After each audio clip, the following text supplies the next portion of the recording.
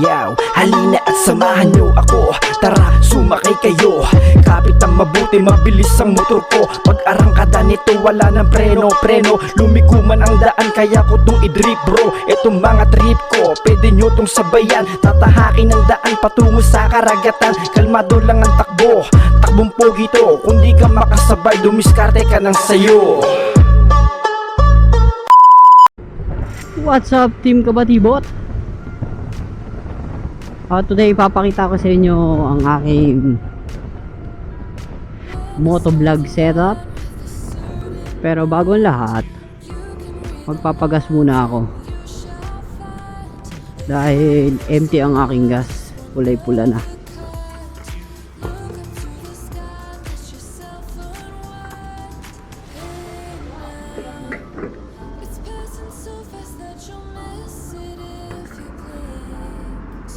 Okay. Grazie. So what's up, Team Kabatibot? Ngayon nga ipapakita ko sa inyo ang aking motovlogging setup. Isa natin dito sa aking camera. Ang aking camera ay DJI Osmo Action Cam. So nabili ko siya sa bentahan ng mga camera. Nabili ko siya ng €247. So, and then bumili ako ng adapter mic. Nabili ko siya sa online, €20. And then ang aking chin mountain kabatibot ay Motorrads. Nabili ko siya online din to ng €20. At ang gamit nating helmet ay MT Helmet Revenge 2. Nabili ko naman din sa online ng €119. So ang ating chest mount, ayan, nabili ko rin sa online to. Bali nabili ko lang siya ng €15. And then ito, mayroon tayong Manfrotto tripod at nabili ko naman siya ng €24. And then ito, napaka-importante nito, Team Kabatibot, ang ating battery, Telesen. So nabili ko rin siya ng €35. Bale, ang extra battery niya ay nung nabili ko ay 3. Yan. Yung kasama niyang battery, 3. Bale, importante to kasi sa isang battery, bitin ka pag nag-motovlog ka. Yan. Rechargeable siya. Yan. I-charge mo siya, tapos pag-iilaw siya ng red, ibig sabihin nagcha-charge siya. Tapos pag nag-green na yan, 3 na yan, full charge na siya. And then ito, may extra tayong memory card. Yan, kalagay dito, nilagay ko na. Nabili ko siya sa online din. Nabili ko lang ng €15. So yun, Team Kabatibot. And then ang ating mic ay ito. Bali gumawa lang ako ng mic. Kung napapansin nyo itong dulo na to, ito yung headset ng cellphone. Pansin nyo yung hindi siya garalgal yung aking pagsasalita pag nagmo-motovlog na tayo. Bale, ginupit ko lang yung kanyang earphone na 2. Kinuha ko lang yung pinaka mic nya. So Team Kabatibot, i-test nyo to. Magandang mic para hindi na kayo bumili. Yung mga headphone nyo sa cellphone, pwede nyong gamitin yan. So ito kasing jack nya, compatible siya dito sa aking headset na ginamit. So yun nga, Team Kabatibot, ang ating motovlogging setup. Napakasimple lang na ating pang motovlog. Bale, yun nga, kailangan nating gumastos syempre para sa ating motovlogging. Hindi ko alam kung magkano na total nitong aking motovlogging setup ng aking gadget. So yun nga, at ang gamit nating motor ay ang Suzuki Address. Bali mag 7 years na rin sa akin tong aking motor na to. Then ang ating guantes na gamit, yan, nabili ko sa shop. Nabili ko ng €35.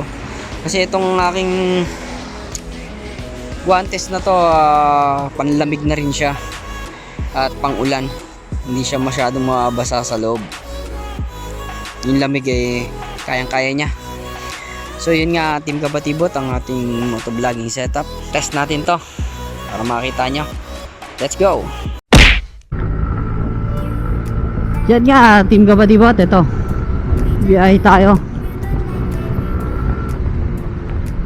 So mapapansin nyo ang ating mic hindi naman garalgal.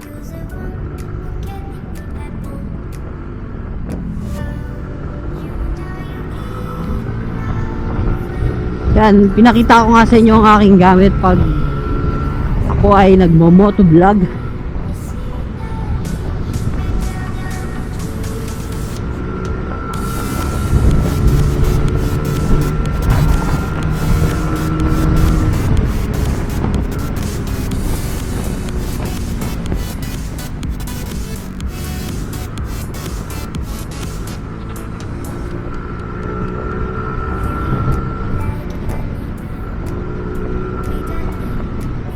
Sarap mag-ride dito, oh. Lalo na kung marami kayong magkakasama.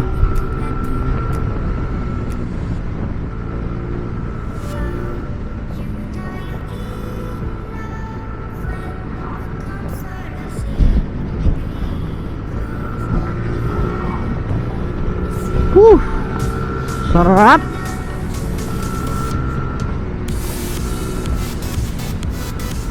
Hindi tayo makakataw kasi meron sa unahan natin.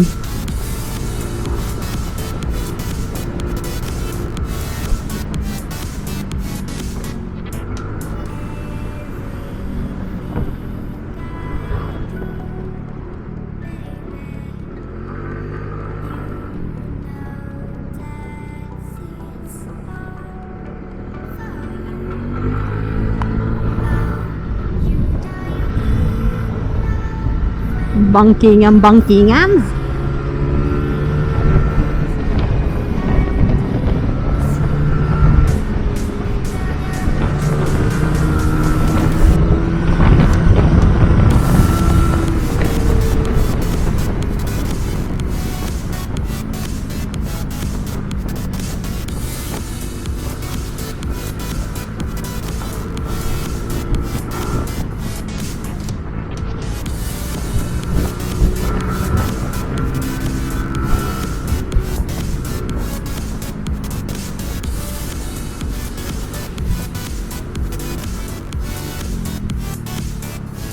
Alright.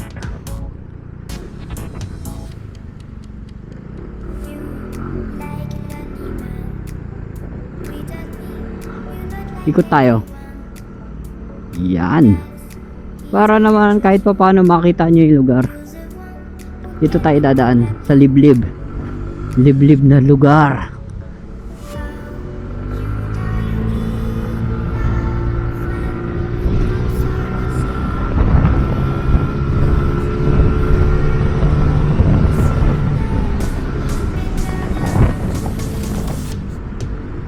Uy! May ibon.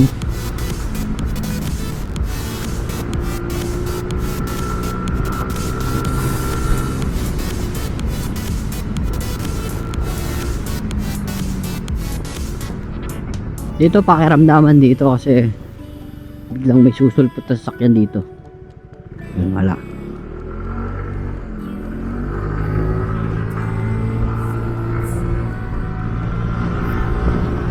So ayun nga Team Kabatibot, hanggang dito na lang ang ating motovlog. Napakita ko sa inyo ang aking simple setup motovlogging.